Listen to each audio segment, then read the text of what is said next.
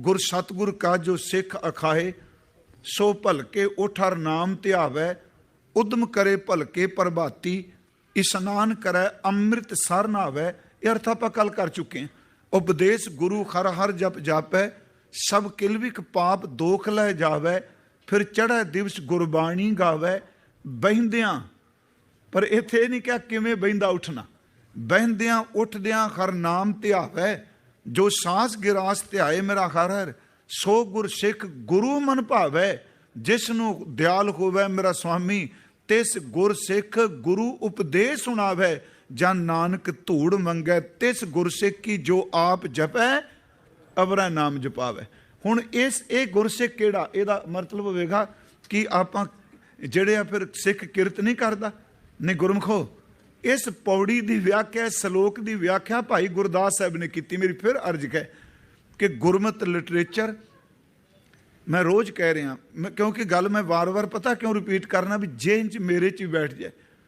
गुरमत नूं समझण लई केवल कथा वास्ते नहीं असी ग्रंथ पढ़ने, मेरी बेनती आपां सिੱਖੀ कमाण वास्ते ग्रंथ पढ़ने। हुण आ सलोक है जिहड़ा पढ़िया, गुर सतगुर का जो सिख अखाए, इहदी व्याख्या भाई गुरदास साहब ने की। पंजाबी च पौड़ी है जी, गुरसिख भलके उठ कर अमृत वेलै सर ना बंदा, गुर कै बचन उचार कै धर्मशाला दी सुरत करंदा, साध संगत विच जाए कै गुरबाणी दे प्रीत सुनंदा। अगे है किरत वर्त कर धर्म दी लै प्रसाद आण वरतंदा, शंका मनो मिटाए कै गुर सिखां दी सेव करंदा। ये शब्द वरते कि गुरु के सिखां दी सारे वो सेवा करदा है। गुरसिख भलके उठ कर अमृत वेला सरना बंदा, गुर कै बचन उचार कै धर्मशाला दी सुध करंदा, साध संगत विच जाए कै गुरबाणी दे प्रीत सुनंदा, शंका मनो मिटाए कै गुर सिखां दी सेव करंदा, किरत विरत कर धर्म दी लै प्रसाद आण वरतंदा। हुण उत्थे देखो भाई साहब ने कहा, कली काल प्रगास कर गुर चेला, चेला गुर संदा। इहदी व्याख्या कर दी। मैं इस तो जी अगली बेनती आपनूं करनी चाहना, सिख दे लफ्ज़ तुसीं बाहर मर्यादा जी लाई, उत्ते सब तो पहला शब्द है सिख कौन है। मेरी फिर बेनती है कि सिख मर्यादा धुर की बाणी नहीं, ये लफ्ज़ मैं बड़ा सख्त कहन लगा। इस विच समय अनुसार पंथ फैसले कर सकता है, स्थान अनुसार फैसले हो सकते हैं, पर गुरु ग्रंथ साहब की बाणी धुर की सर्वकाली ते सर्वदेशी, ये कोई बंदा तब्दीली नहीं कर सकता, क्योंकि ये केवल अखर नहीं। हुण सिख कौन है, असी सलोक पढ़ लिया। एक मैं आपनूं बेनती करांगा कि सिख दे अर्थ, मैं उस विद्वान नूं नतमस्तक हुन्ना जिहदी लेखनी दे मुकाबल ना सियासी तौर पर बख्शदा जी, ना धर्म के तौर पर, खास करके सरदार कपूर सिंह जी ICS, उन्होंने सिख बारे, क्योंकि असी सिर्फ ज़्यादा जिक्र करने साची साखी का, तो मैं अक्सर कहना हुन्ना उन्होंने जे पढ़ना है तो उन्होंने पिछे जे किताब जी अंग्रेजी में प्राशरा प्रश्ना, वो पंजाबी में हो गया तर्जमा उहदा, जरूर पढ़ियो। पर उस किताब नूं वो बंदा हथ पाए जिहदा वैगुरू बख्श दिया जे, किसी की ज्ञान ते मैं तर्क नहीं कर रहा, जिहड़ा बंदा वाकई दूजे धर्मां बारे थोड़ी बड़ी जानकारी रखदा होवे। मैं 2 बारी वो किताब निठ के पढ़ी है, मेरे मन च अदब हो गया, वो एडा विद्वान सिखां च उहदा मुकाबला कोई। मेरी फिर अर्ज है, अवगण कई बारी कोई बंदा ऐसा नहीं, ये मत सोचो सारे पूरे, रब ने जो कुछ पैदा किया उन्हें बज आप ही नाल लाई है। एडा सोहना गुलाब का फुल है खिड़िया, एडा कंडा नाल ठोक दिता उन्हें, ये वो नहीं लाया है ना। इन्ना मिठा संतरा ते कौड़ी उत्ते छिलड़ फिट कर दी सो, तुहाडे नेड़े बदाम ने, किन्नी गिरी च ताकत, उत्ते लकड़ फिट कर दी उन्हें। चंदन इन्ना ठंडा ते सप की बाजू नूं ला दी।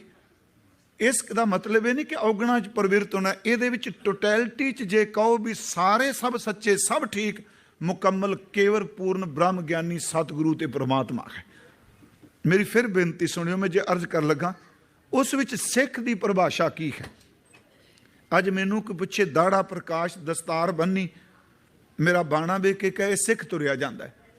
उंज वैसे लोगों ने जे मान लो ਕੱਲੀ ਦਸਤਾਰ ਹੀ ਬੰਨੀ ਹੋਵੇ ਤੇ ਕਹਿ ਦਿੰਦੇ ਆ ਜੀ ਮੱਥਾ ਟੇਕਦਾ ਸਿੱਖ ਹੈ। ਮੈਨੂੰ ਉਹਨਾਂ ਦੀ ਇੱਕ ਗੱਲ ਬੜੀ ਚੰਗੀ ਲੱਗੀ। ਉਹ ਕਹਿੰਦੇ ਨੇ ਜਦੋਂ ਅਸੀਂ ਲੋਕ ਸਿੱਖ ਦੇ ਅਰਥ ਵਿਦਿਆਰਥੀ, ਸ਼ਿਸ਼, ਇਸ ਲਈ ਅਸੀਂ ਕਹਿੰਦੇ ਸਿੱਖ ਅਖੀਰ ਤੱਕ ਸਿੱਖ ਹੈ ਜੀ। ਸਖਿਆਰਥੀ, ਸ਼ਿਸ਼ ਮੈਂ ਅਰਜ਼ ਕਰ ਚੁੱਕਾ।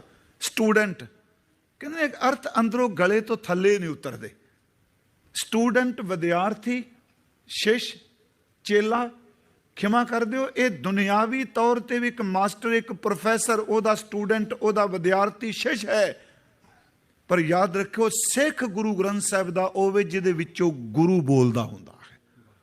ਫਿਰ ਅਰਜ਼ ਸੁਣਿਓ, ਸਿੱਖ ਹੋਵੇ ਜਿਹਦੇ ਵਿੱਚ ਗੁਰੂ ਹੈ।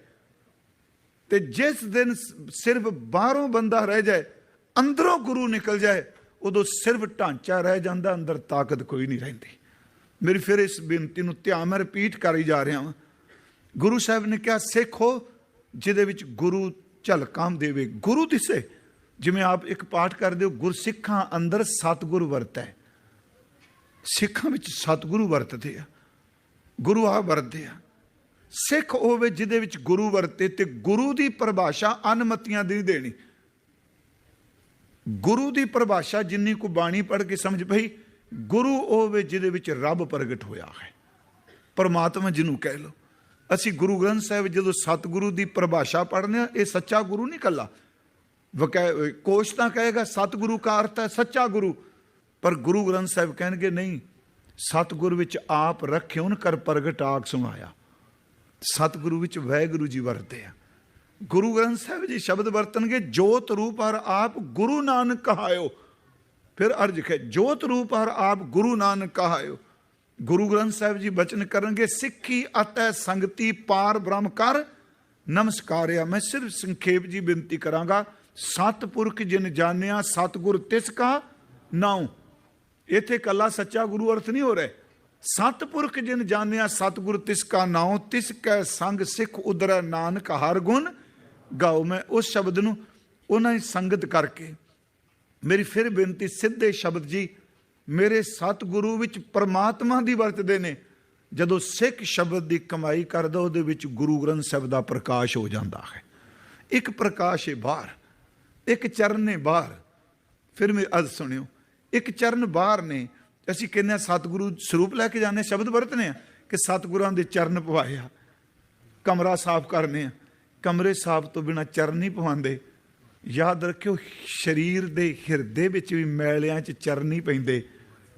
ਜਿਨ੍ਹਾਂ ਦੀ ਸਫਾਈ ਹੁੰਦੀ ਹੈ, ਚਰਨ ਉਹਦੇ 'ਚ ਹੀ ਪੈਂਦੇ ਆ।